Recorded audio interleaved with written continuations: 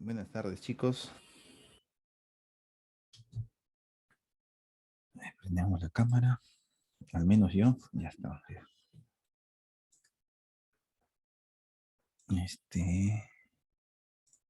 El día toca. Ahí está, Shair, Moisés, ya son dos, ya que al menos son pocos, pero son, además. Hoy día toca Ariana Diencéfalo, ¿verdad? Sí, sí, Diencéfalo debe tocar. Uy, Diencéfalo es bonito. Ariana, ¿se los puedo pasar la clase en la práctica o lo prefieren ahora? Creo que mejor ahora para ir tomando apuntes. Sí, siempre lo van a- no. Lo bueno es que como ustedes son el primer grupo, ustedes siempre vemos los errores de tipeo y vamos corrigiendo. Pero bueno. Mm, Diencéfalo es bonito. Les tengo una. La buena noticia es que diencéfalo es bonito. La mala noticia es que sí hay bastante por aprenderse. Otra buena noticia es que tiene bastante correlación con neurofisiología. Es uno de las partes de los capítulos o los temas en el que más se correlaciona con neurofisiología. Entonces, por ahí que al estudiar de una parte de anato, estudian fisio, al estudiar fisio, estudian anato. ¿Ok? Vamos por el chat, se los paso. Ahí vamos con la asistencia. La bendita asistencia. Hoy estamos 26. Listo.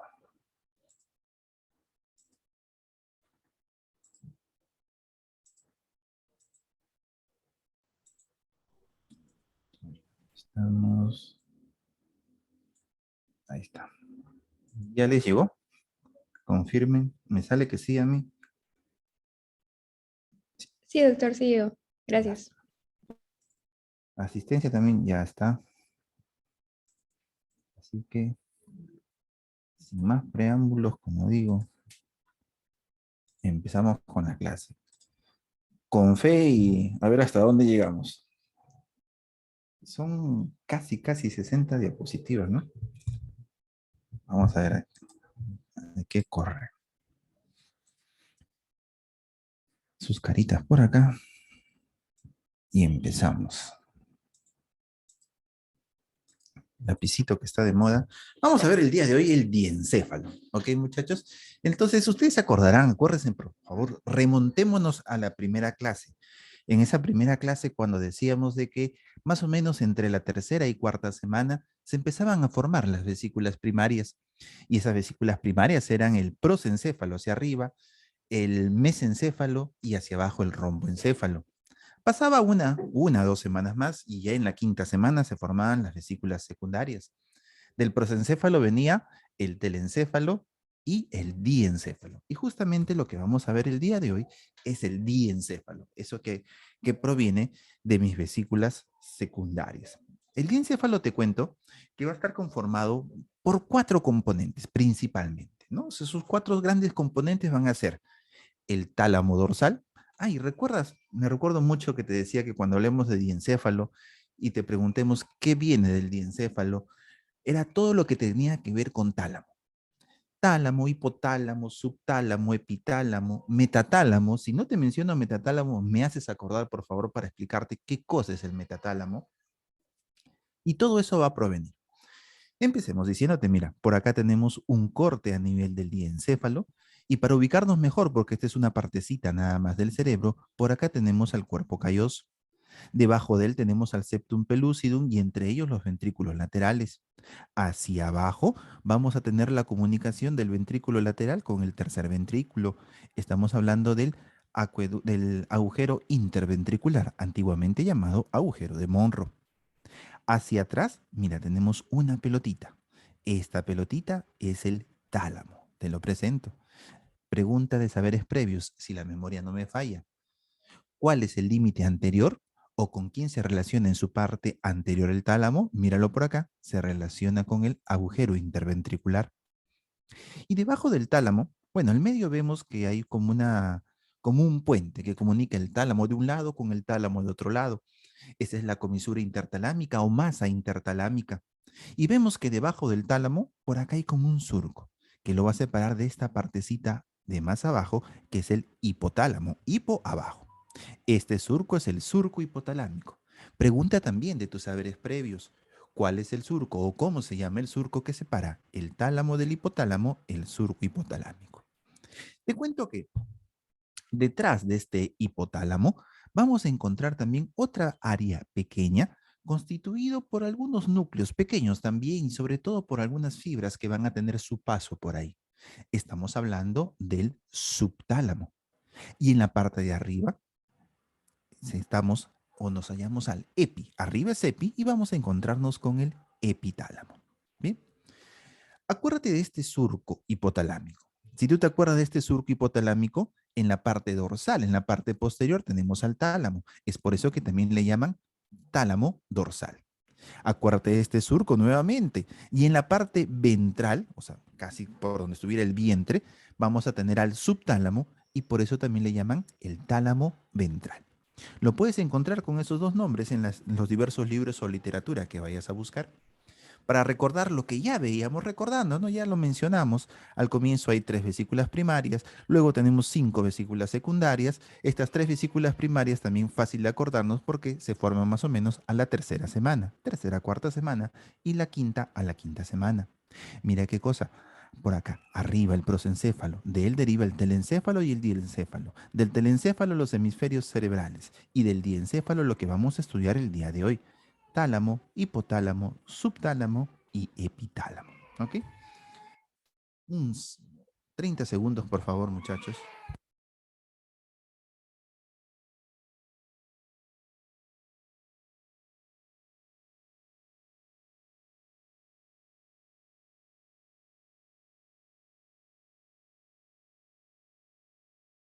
Ya. Uy, casi me vuelve el enchufe, los inconvenientes de las clases en vivo. El desarrollo, ya, bueno, recordemos nada más mencionar, te lo dejo ahí. Nos dice que va a provenir de la porción caudomedial, es decir, de la porción que está hacia abajo y hacia el medio del prosencéfalo. Va a rodear al tercer ventrículo. Pregunta también de la primera semana. ¿Cuál es la cavidad del diencéfalo? La cavidad del diencéfalo es el tercer ventrículo. Y en ese tercer ventrículo, nosotros vamos a tener a la mitad de él un surco que me va a servir como límite entre las diferentes estructuras del diencéfalo. Estamos hablando nuevamente del surco hipotalámico que me divide hacia arriba al tálamo y hacia abajo el hipotálamo. Y más posterior tenemos al subtálamo y hacia arriba el epitálamo. Este surco hipotalámico es un surco poco profundo y va a ir desde la parte anterior del tálamo y la parte anterior del tálamo es el agujero interventricular y va hacia atrás, mira, hacia atrás, hacia el conducto que comunica el tercer con el cuarto ventrículo. Es el acueducto mesencefálico o acueducto de Silvio. Pregunta también por ahí, ¿de dónde a dónde va el surco hipotalámico? Desde el agujero interventricular, sigo hasta el acueducto mesencefálico o acueducto cerebral.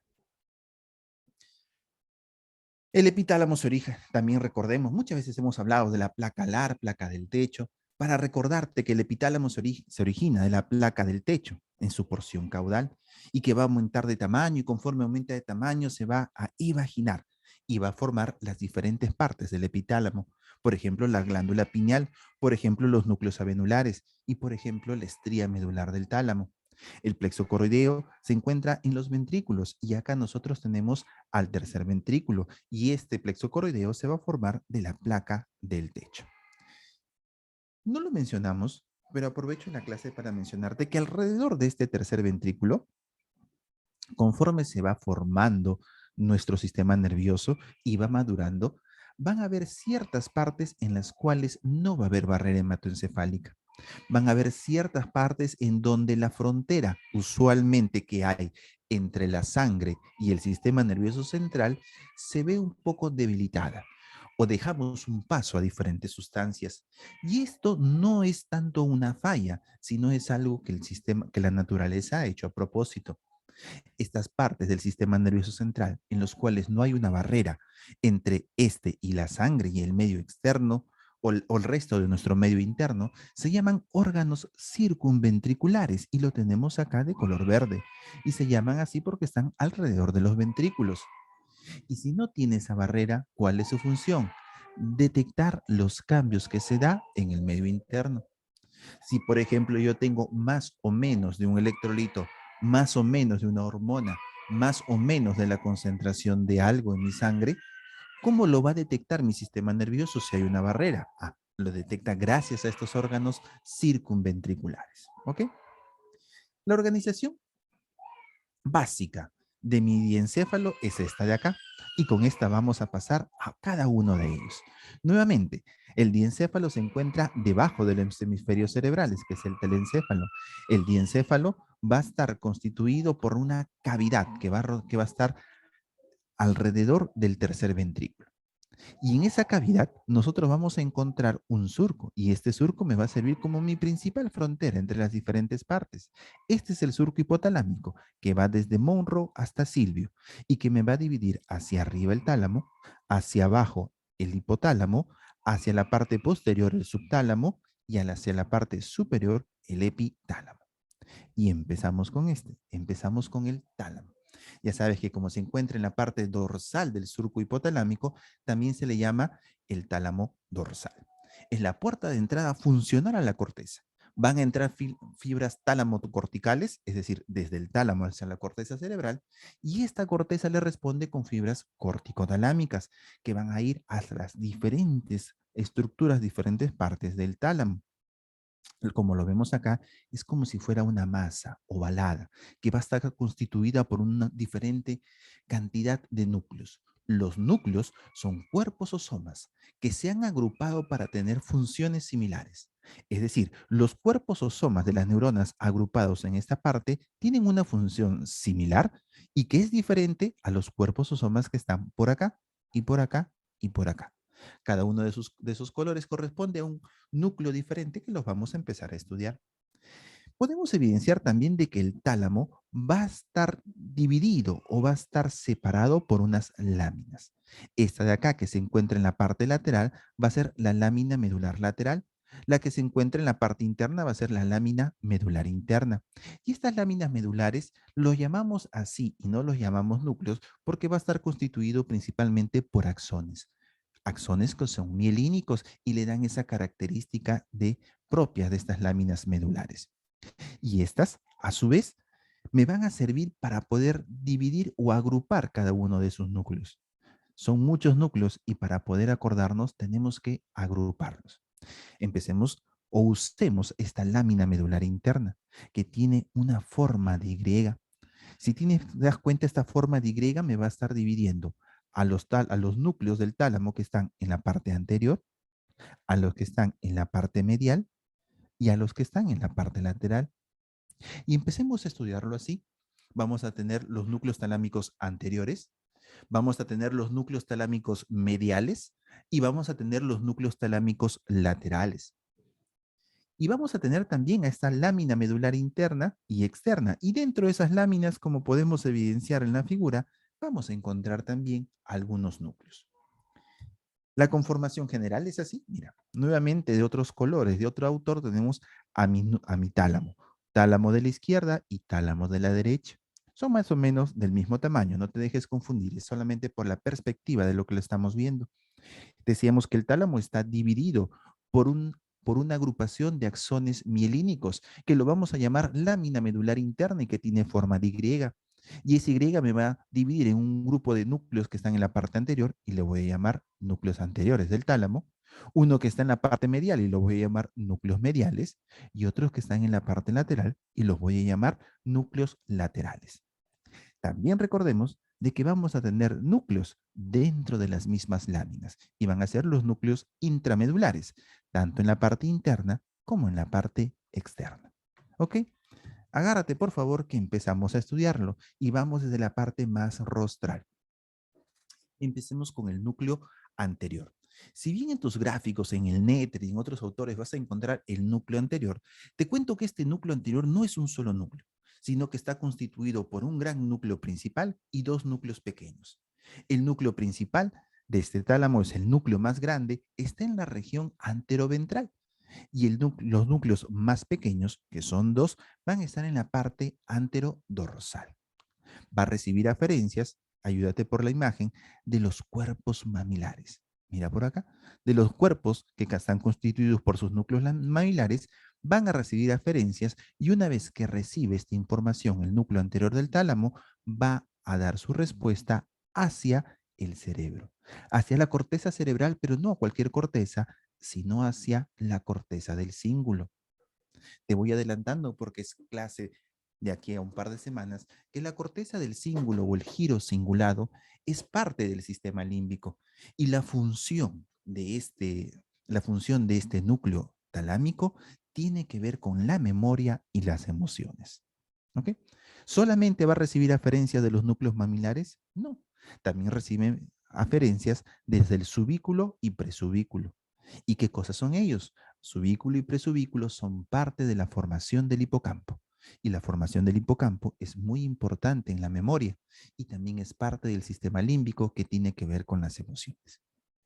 Pues bien, con esta gráfica te voy a decir que las diapositivas prácticamente van a ser la clase, porque en las diversas gráficas que vamos a empezar a ver, vamos a encontrar que se van a ir agregando los núcleos. Acá encima de los núcleos vamos a tener su función principal. Hacia la izquierda vamos a tener aferencias, es decir, de quién van a recibir las señales. Y hacia la parte derecha vamos a tener sus eferencias, hacia dónde van a ir las señales de estos núcleos. Terminamos con los núcleos anteriores, los más sencillos, porque si bien son un núcleo grande y dos pequeños, nos solemos referir a ellos como núcleo anterior y pasamos a los núcleos mediales. ¿Ok? El núcleo medial, o esto va a comprender principalmente el núcleo dorsomedial o medio dorsal. Nuevamente, de acuerdo a cómo lo haya traducido el autor, vas a encontrar cualquiera de estos dos. Se encuentran en la parte interna de la lámina medular interna. Está acá color de verdecito y va a recibir aferencias desde la amígdala, parte también del sistema límbico, desde la sustancia negra, la pars reticular de la sustancia negra, la corteza prefrontal y algunas partes de la neocorteza temporal. Cuando reciben estas aferencias, te cuento que van a llegar a diferentes partes de este núcleo medio dorsal o dorsomedial. Estas partes son, hay una parte que se encuentra formada por células pequeñas, por neuronas pequeñas. ¿Cómo llamamos a las neuronas pequeñas? Parvocelulares. Esas partes se encuentran en la parte lateral. Y también van a haber otro conjunto de neuronas más grandes que se encuentran en la parte medial. Y como son más grandes, le llaman magnocelular. Usualmente, las neuronas parvocelulares, estas pequeñas, van a recibir aferencias desde el lóbulo prefrontal y sus eferencias también van a ir nuevamente hacia el lóbulo prefrontal. Además, estas parvocelulares reciben aferencias del lóbulo temporal y la amígdala. La parte magnocelular va a recibir aferencias de la parte órbitofrontal, es decir, un poquito más adelante de la corteza, desde la corteza cerebral, y sus eferencias también van hacia el lóbulo temporal y la amígdala cerebral. Finalmente, hay una pequeña cantidad, pequeñísima cantidad de neuronas que van a conformar la parte paralaminar. Y esta parte paralaminar es la que va a recibir aferencias desde la sustancia negra, desde su parte reticular. ¿Qué tienen que ver o cuál es la función de esto al recibir estas aferencias desde la parte prefrontal y llevar sus respuestas también hacia la parte prefrontal, en donde tiene que ver mucho el sistema límbico. Este núcleo medial dorsal tiene que ver con la expresión afectiva, la emoción y el comportamiento. Te cuento también, y por eso que he puesto los ojitos acá y no lo he puesto con letras, que en una parte de la corteza prefrontal está lo que tiene que ver o donde está representado el movimiento ocular. También hay algunos autores y algunos estudios que nos dicen que podría tener cierta función en la regulación del movimiento ocular. ¿Ok? Pero lo que sí está totalmente demostrado es su parte afectiva, emocional y comportamiento. Hasta acá, los dos primeros núcleos o grupos nucleares que hemos visto o que estamos viendo tienen que ver con la parte emocional, tienen que ver con el sistema límbico. Vamos a agregar otro núcleo ahora a este grupo medial, porque no va a ser como el anterior, que solamente vamos a ver uno. Acá vamos a ver por lo menos un par. Ya hemos visto el núcleo dorsomedial o medio dorsal y ahora vamos a ver al núcleo medio ventral, también conocido como núcleo de la línea media. ¿Y por qué? Porque está en la línea media entre los dos tálamos. Está justo sobre el surco hipotalámico. ¿Ok? Este núcleo o estos núcleos de la línea media o núcleo medio ventral es en realidad un conjunto de núcleos. El núcleo más grande de todos ellos se llama el núcleo parateneal. Sus aferencias, de quién recibe señales? Te le he puesto acá hipotálamo y amígdala, pero en realidad sus aferencias son mal definidas y por eso te lo he puesto con signos de interrogación. No está muy bien determinado o establecido desde dónde van a recibir sus aferencias, si bien algunos señalan de que puede ser del hipotálamo y de la amígdala. Lo que sí está más definido es hacia dónde van sus referencias, hacia dónde va su respuesta. Y esta va hacia el complejo amigdalino, es decir, hacia la amígdala cerebelosa y hacia el cíngulo anterior. Nuevamente, cíngulo sistema límbico es un núcleo límbico. Sus respuestas, sus funciones, comportamiento, respuesta visceral y emocional. ¿Ok? Y con este segundo núcleo del grupo medial, terminamos la parte o el grupo medial. Y nos vamos al grupo más grande y el grupo que por lo menos algunos de ellos, de estos núcleos, los hemos visto en las diferentes clases. Empezamos con el núcleo que se encuentra en la parte más anterior. Si se encuentra en la parte más anterior y en la parte ventral, es decir, como si fuera el vientre de este tálamo, lo vamos a llamar así, el núcleo ventral anterior. Va a recibir aferencias del globo pálido interno y de la sustancia negra reticular, su porción reticular, eso quiere decir la PR. Y sus eferencias van a ir ¿hacia dónde? Hacia la corteza frontal. Van a tener eferencias difusas, pero van a llegar a buena parte de la corteza motora. Este es un núcleo que va a regular la actividad motora, a diferencia de los núcleos anteriormente vistos, que eran núcleos límbicos. Este es un núcleo motor. ¿Ok? La función del globo pálido interno y la función de la sustancia negra y cómo ellos actúan o modifican la parte motora de nuestro cuerpo, lo vamos a ver la siguiente clase. Seguimos avanzando, mire, si le decimos, si este núcleo era el anterior, el que está más atrás y en la parte lateral, porque acá vamos a encontrar una y otra fila, lo vamos a llamar el núcleo ventral lateral. También va a recibir aferencias desde los núcleos basales, específicamente desde el globo pálido interno. Te cuento que también tiene dos partecitas, como lo ves acá. Una parte anterior, también llamada oral, y una parte posterior, también llamada caudal. Esta parte anterior es la que recibe aferencias del globo pálido interno y se va a ir hacia corteza motora suplementaria y premotora. Estamos hablando de las áreas 4 y 6 de Broca. Perdón, las aferencias de la parte lateral, del núcleo ventral lateral posterior o caudal, vienen desde el cerebelo. Cuando estudiamos el cerebelo y decíamos de que el neocerebelo o pontocerebelo tenía que ver con la planificación, con controlar esos movimientos finos, con mucha destreza, anticiparse el movimiento, parte de eso es gracias a este núcleo. el núcleo ventral lateral, específicamente a la parte posterior del núcleo ventral lateral del tálamo. Van a recibir aferencias desde el núcleo dentado y sus eferencias se van hacia la corteza motora primaria y también un poco hacia la motora suplementaria. Sus funciones, el control motor. Seguimos avanzando y ya salimos del núcleo ventral lateral y nos vamos a un núcleo que se encuentra ya no en la parte anterior, sino en la parte posterior. Entonces hay que llamarlo núcleo ventral posterior. Este núcleo ventral posterior, a su vez, va a tener diversas partes. Una parte que está más o menos al medio, lo vamos a llamar el núcleo ventral posterior medial. Y este núcleo ventral posterior medial, mira de quién recibe sus aferencias, de las vías trigeminales. ¿Te acuerdas que estas vías, este núcleo trigeminal con una gran parte sensitiva, se encargaba de la sensibilidad de la cabeza y también se encargaba del gusto, el gusto contralateral? Ah, pues bien, ellos, antes de llegar a la corteza, llegan al núcleo ventral posteromedial y de aquí hacia el lóbulo parietal, hacia el área sensitiva primaria, las áreas 3, 1 y 2 de Brodmann. Nuevamente su función, sensitivo de la cabeza y del gusto contralateral. Ahora mira, si esta parte del núcleo ventral posterior del medio era ventral posterior medial, la que está en la parte lateral será el núcleo ventral posterior lateral.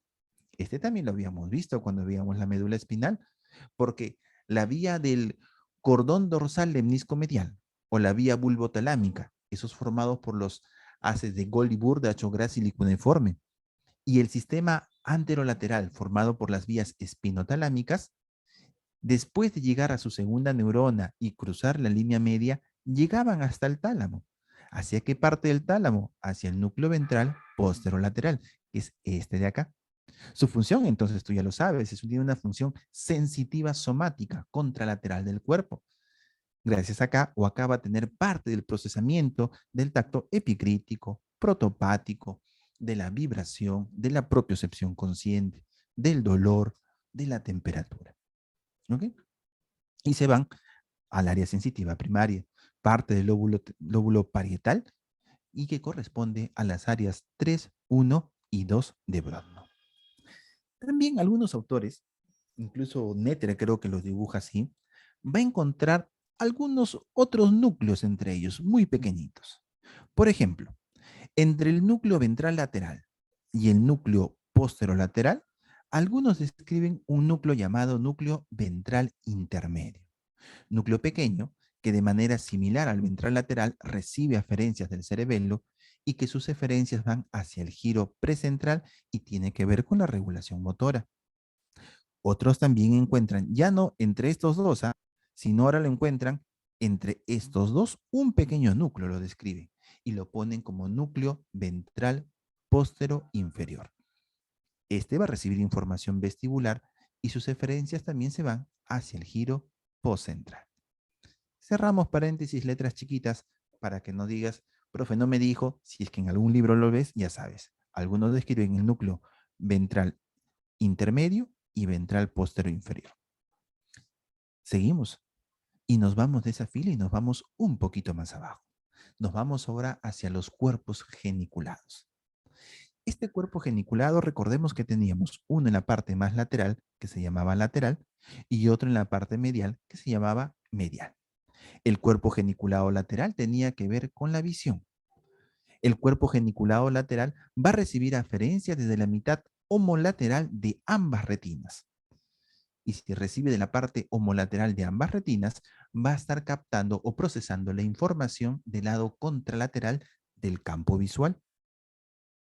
Una vez que recibe las señales acá, desde las células ganglionales de la retina, se va hacia la corteza visual primaria o área visual primaria, las áreas 17 y 18 de Brodmann. Su función, relevo visual contralateral, no te olvides. El otro núcleo era el cuerpo geniculado medial. Este cuerpo geniculado medial ya no tiene que ver con la visión, este tiene que ver con la audición. Va a recibir aferencias desde los colículos inferiores Y los colículos inferiores que tienen que ver con la audición recibían las señales desde el lemnisco lateral, que recibía su señal desde el cuerpo trapezoide, que recibía su señal desde el núcleo olivar superior. Y este núcleo olivar superior recibía la señal desde los núcleos cocleares, que recibía la señal desde el octavo nervio craneal. ¿Ok? Un poquito recordando la vía que lo vamos a ver clases más adelante. Obviamente, si recibe mucha información auditiva, sus referencias va a ser hacia la corteza auditiva primaria. Hablamos de los giros de Heschel, las áreas 41 y 42. ¿Ok? Ahora, aprovecho y me acordé felizmente, a veces me olvido, que hemos empezado a hablar de tálamo, pero hay un término que poco a poco está en desuso, que ya son muy pocos los autores que lo emplean, pero te lo menciono por si es que lo llegas a encontrar. Algunos describen a los cuerpos geniculados, al conjunto de estos dos, al lateral y al medial, como metatálamo. Entonces, por ahí diríamos, ¿no? Tenemos tálamo dorsal, tálamo ventral, hipotálamo, subtálamo y metatálamo. Uno más por ahí. Pero la gran mayoría de los autores lo consideramos dentro de o como parte del tálamo. Otra letra chiquita es que por acá también se encuentra un complejo nuclear posterior. Y este complejo nuclear posterior es un núcleo pequeñísimo, conformado por uno llamado suprageniculado, porque se encuentra encima de los cuerpos geniculados, y también hay un núcleo limitans posterior, limitans o limitante posterior, que se encuentra superior al cuerpo geniculado medial, y en la parte posterior a este núcleo que vamos a ver y que se llama el pulvinar, y que va a tener como funciones recibir señales nociceptivas cutáneas. Cerramos paréntesis, letras chiquitas por si lo encuentras en algún libro. Seguimos con nuestra fila, terminamos con la fila ventral, ahora pasamos a la fila dorsal. Vamos a ver qué núcleos encontramos por acá. Y nos vamos con el primero. Todo esto es la parte lateral y esta es la parte dorsal de la parte lateral. Llamémosle a este núcleo lateral dorsal. ¿De quién recibe sus aferencias? También de los cuerpos mamilares, a través del tracto mamilo de los cuerpos mamilares talámico, que porque va hacia el tálamo. Recibe información también desde la formación del hipocampo y sus eferencias se van a ir hacia el giro del cíngulo, giro singular. ¿Para qué nos sirve este núcleo? Memoria y aprendizaje espacial. ¿No? Seguimos avanzando, como vamos de la hora 41. Seguimos avanzando, seguimos en la parte lateral y ahora nos vamos un poquito más posterior y nos vamos al núcleo lateral posterior, el cual va a recibir información desde los colículos superiores. Y si recibe información desde los colículos superiores, acordémonos de que estos tenían que ver con la visión. Pues sí, su función es atención visual y espacial y la formulación de respuestas conductuales complejas en relación a estos estímulos visuales que han recibido. Y si me va a dar respuestas conductuales complejas, es decir, que me va a asociar no solamente la parte visual, la parte auditiva, la parte del comportamiento. Es por eso que sus eferencias se van hacia cortezas de asociación, asociación parietal, occipital y temporal. Sobre todo a la corteza de asociación parietal. ¿Ok? Corteza de asociación es aquellas que nosotros tenemos corteza motora, sensitiva, visual, auditiva, del habla. Las cortezas de asociación son aquellas partes de la corteza cerebral que van a asociar estas diferentes partes para darnos una respuesta más compleja. Pulvinar es uno de los núcleos más grandes que se encuentra en la parte posterior. Es una gran pelotita. Es tan grande que creo que también es pregunta de tus saberes previos de la práctica. Y nos dice, ¿de quién recibe aferencias el núcleo pulvinar? Fíjate tú, recibe aferencias del colículo superior. ¿Solamente de él? No, también del lóbulo temporal, parietal inferior y del lóbulo frontal. Tiene que ver con la atención visual. Obviamente, profesor, porque tiene que ver con los colículos superiores. Atención visual y coordinación motora oculomotora. ¿Cómo coordinamos el movimiento de nuestro cuerpo con el movimiento de nuestros ojos. Y para eso tiene que ir a la corteza de asociación, pero corteza de asociación visual. Cómo asocia la corteza visual primaria con diferentes partes del cerebro. Es tan grande, es tan grande este núcleo que va a estar dividido en un gran núcleo inferior, que es de lo que hemos estado hablando, y otros núcleos más pequeños. Lo que hemos hablado ahorita es del núcleo inferior, del núcleo, un subnúcleo pulvinar inferior. Los otros núcleos pequeños van a recibir aferencias recíprocas desde el lóbulo temporal, parietal y frontal. Es decir, reciben aferencias desde estos lóbulos y sus aferencias se van nuevamente hacia esos lóbulos. Si es que no te dicen nada en específico, la gran mayoría se va a referir a la parte inferior del núcleo pulvinar. Hay más núcleos todavía. Pasamos a los núcleos que se encuentran dentro de las láminas. Y teníamos dos láminas, una lámina medular interna y una lámina medular externa. Empecemos por lo de la lámina medular interna. Hay un conjunto de núcleos, una gran cantidad de núcleos. Y en la lámina medular interna vamos a encontrar o sobresalen dos núcleos, el núcleo centromediano y el núcleo parafascicular. Este núcleo centromediano, este que lo vemos por acá, que el parafascicular por acá está tapado, centromediano, empecemos con él. Este núcleo centromediano recibe aferencias desde el área 4. El área 4 es el área de la corteza motora primaria y sus eferencias se van hacia el neoestriado y áreas motoras. ¿Okay? El núcleo parafascicular recibe aferencias desde los lóbulos frontal, la parte rostral y lateral. Otros núcleos intralaminares, es decir, aparte de este centro mediano y parafascicular, van a tener mucho con las vías del dolor y van a tener eferencias. Vías del dolor son sus aferencias y sus eferencias se van hacia la corteza somatosensitiva. Si es dolor, obviamente, somatosensitiva primaria en el lóbulo parietal.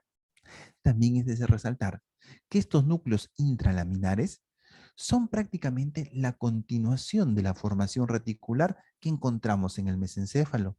Y es por eso que también va a tener una gran cantidad de conexiones desde los núcleos de la formación reticular. En específico, estos núcleos intralaminares sobresalen sus aferencias de los núcleos colinérgicos, los núcleos que van a producir acetilcolina de la formación reticular. Sus eferencias, como veníamos mencionando, son muy variadas, son muy difusas. Su función, del núcleo centromediano, atención y excitación. Del núcleo parafascicular, los cambios de patrones de respuesta a estímulos. Cómo cambias la respuesta a tu comportamiento ante determinados estímulos. Y con este terminamos los núcleos, porque ya hablamos de los núcleos que se encuentran en la lámina medular interna, ahora nos vamos a la lámina medular externa. Acá sobresalen o sobresale el núcleo reticular, un conjunto variado y difuso de neuronas pequeñas dentro de este conjunto de axones mielínicos que forman la frontera. Hasta ahí llega el tálamo. Recibe aferencias de las ramas colaterales de axones tálamo-corticales y corticotalámicos. Como tú puedes ver, mira estas flechitas amarillas. Aquellas fibras que van a comunicar las diferentes partes del tálamo o que van hacia la corteza, van a mandar ramos hacia estos núcleos reticulares. ¿Y cuál es la función de estos núcleos reticulares? Mira, se va hacia estos núcleos, modula al resto de núcleos. Cada vez que uno de los núcleos que hemos mencionado van a mandar su información hacia la corteza, lo que hacen estos núcleos reticulares es decirle, oye, momentito, cálmate un poco. No lo mandes tan fuerte porque usualmente son señales inhibitorias. Hay una modulación inhibitoria, una modulación GABAérgica de los núcleos reticulares hacia el resto de los núcleos del tálamo. Te cuento, y acuérdate de esto, por favor, cuando veamos subtálamo o tálamo ventral, que estos núcleos reticulares se van a fusionar con la zona inserta. ¿Ok?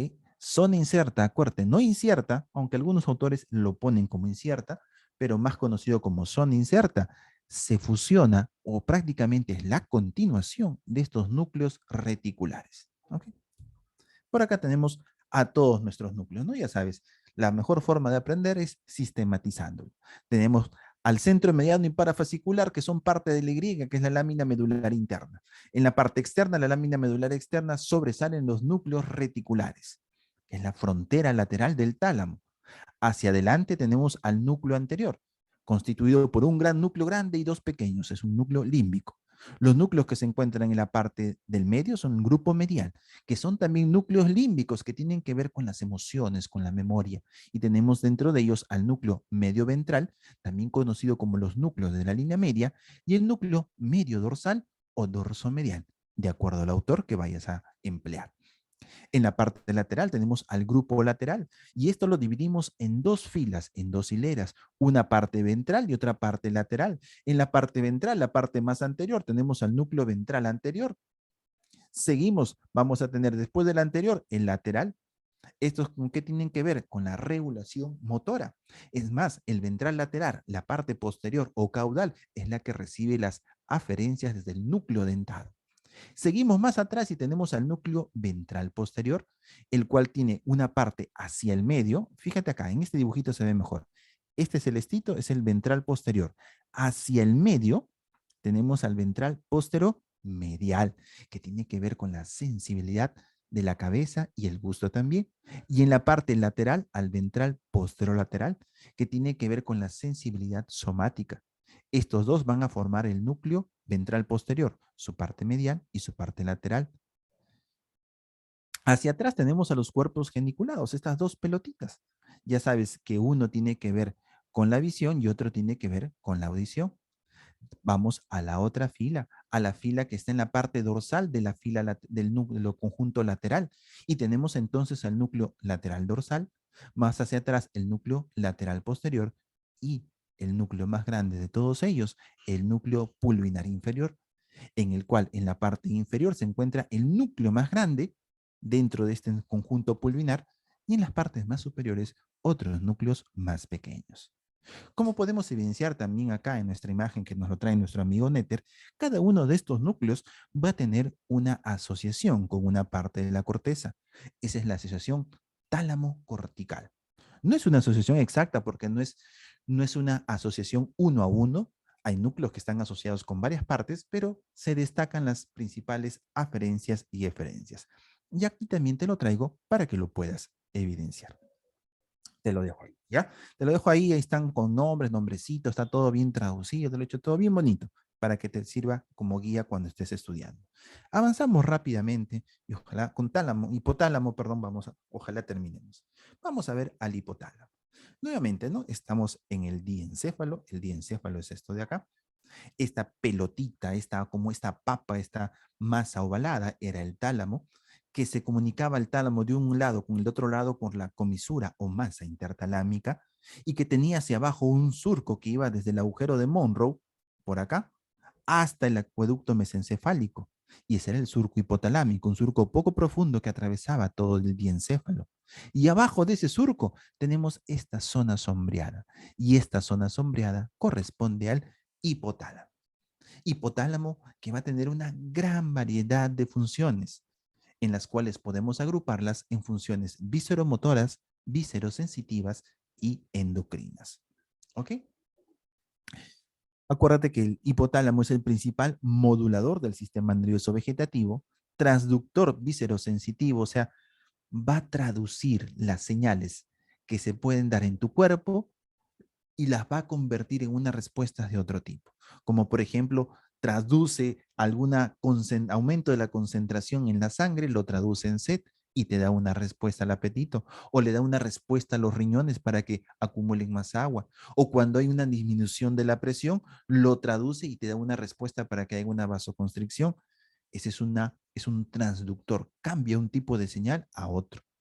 Muy importante también que en este hipotálamo, además de su función nerviosa para regular el sistema vegetativo, tiene una función endocrina. Cuando hablamos función endocrina, decimos que van a producir sustancias químicas que van a ser vertidas en la sangre y que van a regular otro órgano. ¿Cuál es el órgano? ¿Cuál es la glándula que va a regular?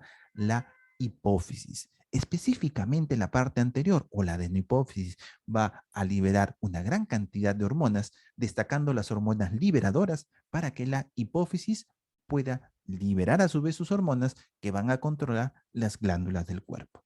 ¿Ok? Ya sabes que produce hormonas. Tiene función nerviosa y tiene función endocrina. De manera similar al tálamo, también este hipotálamo tiene un gran, como pueden ver ahí, te he traído diferentes cortes, ¿no? No le he puesto un numerito acá, pero que este es el 1, 2, 3. Tiene diferente cantidad de núcleos. Vamos a tratar de sistematizarlos para poder también estudiarlos mejor. Acá lo vemos de costado, ubiquémonos nuevamente. Por acá tenemos nuestro cerebrito, hemisferio cerebral. Este de acá es el giro del cíngulo que pertenece al sistema límbico. Por acá tenemos nuestro cuerpo calloso. Por acá los ventrículos laterales.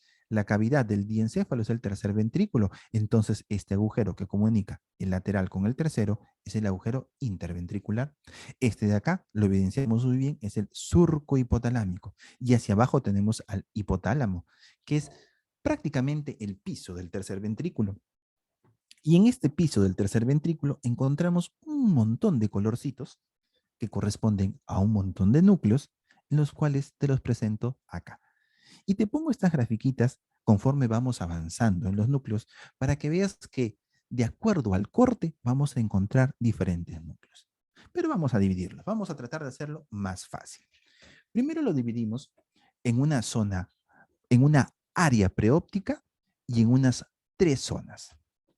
¿Por qué yo te hago esa disquisición entre área, esta parte de adelante, hacia zona, las partes de abajo? Y es que estas partes corresponden al diencéfalo, que provienen del diencéfalo, de esta vesícula secundaria diencéfalo. Pero esta área de adelante, llamada como área preóptica, proviene del telencéfalo, ¿no? Letras chiquitas, cerramos paréntesis. Proviene del telencéfalo. Entonces, tenemos un gran núcleo en la parte anterior. Ese gran núcleo o conjunto de núcleos lo vamos a llamar el área preóptica. Ubiquémonos por acá. Mira, este núcleo bien grande es el núcleo preóptico. Y que cuando lo ves en un corte, mira el corte por acá, vemos que son dos, no es uno solo. Ah, ese es el área preóptica. Lo tenemos por acá. Hacia atrás del área preóptica, vamos a dividirlo ahora en 3 zonas. La zona más lateral la vamos a llamar zona lateral. Al centro teníamos el tercer ventrículo, ¿recuerdas? Y lo que está alrededor, esa pequeña lámina de células, lo vamos a llamar zona periventricular. Y lo que se encuentra entre estos dos, entre la zona lateral y la zona periventricular, donde hay una mayor cantidad de núcleos y que acá está de 3 colores, lo vamos a llamar a la zona medial. ¿Ok? Entonces, veámoslo por acá. A ver. Hacia adelante, no visto porque lo estamos viendo desde abajo, tenemos al área preóptica que proviene del telencéfalo, cerramos letras chiquitas, y un poco más hacia atrás tenemos 3 zonas. Una zona lateral de azul, una zona periventricular acá punteada y de colores la zona medial. Empecemos a estudiar uno por uno estos núcleos. El área preóptica está conformado por 2 núcleos. Un núcleo que se encuentra en la parte medial, que es el núcleo preóptico medial, y un núcleo que se encuentra en la parte lateral, que es el núcleo preóptico lateral. El más grande de ellos es quizás el núcleo preóptico medial. Este va a tener como una de sus funciones principales la liberación de la hormona liberadora de gonadotropinas. Te digo una cosa curiosa. A ver, estas cosas te hacen que te acuerdes, hacen que prestes atención. Nos dicen que la función, si va a liberar la hormona liberadora de gonadotropinas, tiene que ver con la reproducción y tiene que ver con la excitación. Nosotros sabemos, ¿no? No es necesario que lo hayas estudiado, pero sabemos que en el hombre la liberación de esta hormona es una liberación más homogénea, o sea, durante todo el tiempo se está liberando. En cambio, en la mujer, la liberación de las hormonas sexuales es una liberación cíclica de acuerdo a su ciclo menstrual. Eso hace de que el núcleo preóptico medial en los hombres sea más grande que en las mujeres. Es decir, hay un dismorfismo sexual de este núcleo. ¿Qué quiere decir dismorfismo sexual? Que tiene diferente forma de acuerdo al sexo. En el hombre, el núcleo preóptico es más grande. ¿Y este núcleo preóptico tiene como función la excitación? Así es. ¿Quién se excita más fácil? El hombre. ¿Por qué? Porque su núcleo preóptico es más grande. No es porque sea libidinoso, libidinoso, lujurioso, sino es un juego de la naturaleza. Y el núcleo preóptico lateral, bueno, sus funciones son un poco menos conocidas. Este va a tener eferencias hacia el pálido ventral, que tiene que ver con los núcleos basales, y se dice que podría tener una función en la regulación motora. Nuevamente, la función de este núcleo preóptico lateral todavía no está muy establecida. Y eso es lo que tiene que ver con mi área preóptica, ¿no? Mira por acá, este núcleo de acá, este que está de verdecito y que lo voy a pintar de un color diferente para la siguiente. El núcleo, acá está así. Para no olvidarme lo puse. El núcleo preóptico medial es sexualmente dimórfico. Sus funciones acá resumidas, lo que te lo he dicho, para que no se te vaya a olvidar. Pasamos ahora a la zona lateral. Y para pasar a la zona lateral, primera pregunta, ¿no? Ya nos olvidamos del área preóptica, estamos un poquito más atrás. Todo esto va a provenir del diencéfalo. Y vamos a tener tres zonas. Lateral, una zona medial y una periventricular. La primera pregunta es, ¿qué cosa me divide a la zona lateral de la zona medial? Lo que me va a dividir va a ser el fornix. Col F debe decir columna del fornix. Una línea imaginaria que pasa por la columna del fornix va a dividir a los núcleos que se encuentran hacia afuera, considerados zona lateral, y los que se encuentran hacia la parte interna, considerados zona medial. ¿Ok? Bien. La función en general de estos núcleos es la regulación del apetito y el estado de vigilia. También se postula que podría tener función en la regulación motora. Pues te cuento que este núcleo, esta zona lateral, está conformado por núcleos pequeños y muy, pero muy dispersos. Así, tratando de forzarlo a lo que más podemos, se ha podido o se puede nombrar dos núcleos o dos conjuntos de núcleos. Un núcleo llamado núcleo lateral que se encuentra en la parte más anterior y otro conjunto de núcleos en la parte más posterior llamados núcleos tuberales. Este núcleo lateral va a tener, el núcleo hipotalámico lateral va a tener como función la producción de orexina. La orexina o hipocretina es una de las principales sustancias que van a tener que ver con la regulación del apetito. Es la que te va a dar ganas de comer. La orexina que se produce no va a dar su función de manera directa, sino se va a ir hacia el núcleo arqueado y del núcleo arqueado este va a seguir produciendo más sustancias orexigénicas para que tengas tú más hambre. También recibe aferencias de la formación reticular desde los sistemas ya no colinérgicos, como veíamos en los núcleos talámicos, sino monoaminérgicos principalmente. Y va a regular el estado de vigilia, formación reticular a corte de vigilia.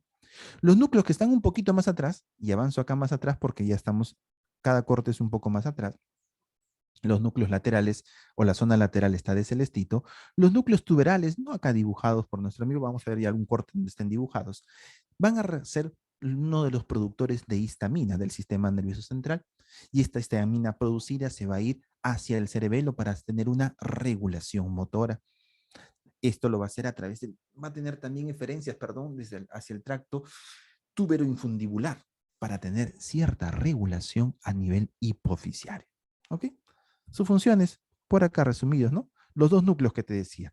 Y entre comillas o entre comillas, ¿no? O entre signos de interrogación, porque son núcleos muy diversos y así, dándole, empujándolo al más no poder, podemos ubicar o llamar uno el núcleo lateral, que ya sabes, tiene que ver con el apetito y el estado de vigilia, productor de orexina o hipocretina, conexión con la formación reticular, y los núcleos tuberales, que tienen que ver con muchas conexiones cerebelosas y tendrían una regulación motora.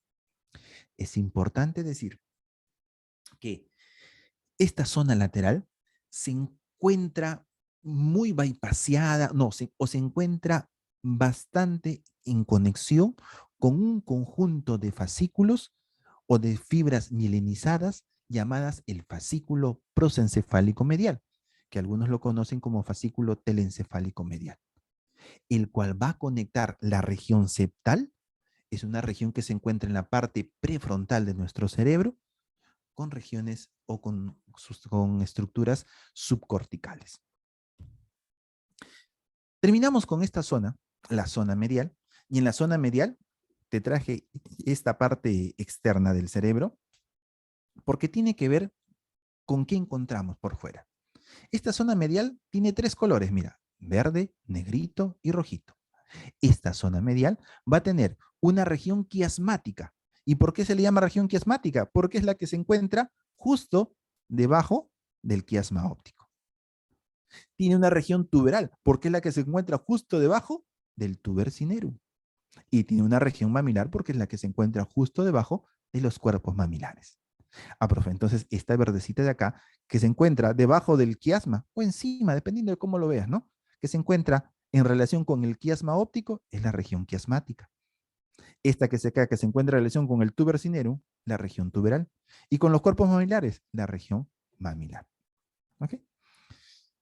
¿Cuáles son los núcleos? Bueno, ya la hora nos ganó, pero te los dejo ahí los núcleos de cada uno de ellos. En la zona medial encontramos el núcleo supraóptico paraventricular, supraquiasmático y el núcleo anterior. Sus funciones de cada núcleo, todo está en las diapositivas que te he dicho. Abrimos letras chiquitas. Y te digo siempre estas letras chiquitas, no por molestarte, sino porque tengo fe de que tú leas varios libros.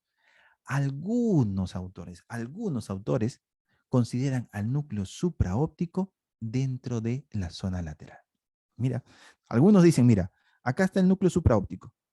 Y dicen, no, mira, para mí la columna del Fornix, la línea, no pasa así, sino la línea pasa así. Y este núcleo supraóptico debe irse con la zona, debe ser parte de la zona lateral. Pero esta zona lateral, sus funciones son un poco diversas, por lo que la gran mayoría lo considera dentro de esta zona media. Bueno, sus funciones de cada uno de ellos, ya saben cómo ahí tienen a los diversos núcleos. Y continuamos en la práctica, ¿no? Vamos a seguir viendo lo que falta, todo lo vemos en la práctica. Si tienen preguntas, por favor, les ruego, lo hacemos en la práctica y los veo ahí. Muchos nombres, ¿no? Demasiado. Demasiado, yo me Hemos llegado mareé a la ya. mitad. Tenga Sí, piedad en el doctor. pasito, profe. Sí, pero les digo un consejo, chicos. Creo que el doctor Tusé se los dijo. Traten de, Que no salgamos del curso. ustedes lo estudian y traten de enseñárselo a alguien. Aprenderse tantos nombres tampoco es fácil para nosotros. Pero el tema es que se los decimos a ustedes, se lo decimos al A, al B, al C, al D, este semestre, el otro semestre. Por mi especialidad, en la parte del trabajo lo paro diciendo, lo paro preguntando. Entonces, simplemente porque lo repito a cada rato, es que se queda. Entonces, cuando ustedes lo dicen en voz alta, lo enseñan, su cerebro se lo está acordando por lo que están hablando, por lo que están escuchando, y si lo hacen con una diapositiva, por lo que están viendo. Entonces se refuerza un poco la memoria. De ahí viene la frase que la mejor manera de aprender es enseñar. Lo veo en la práctica antes que me descuenten por entrar tarde.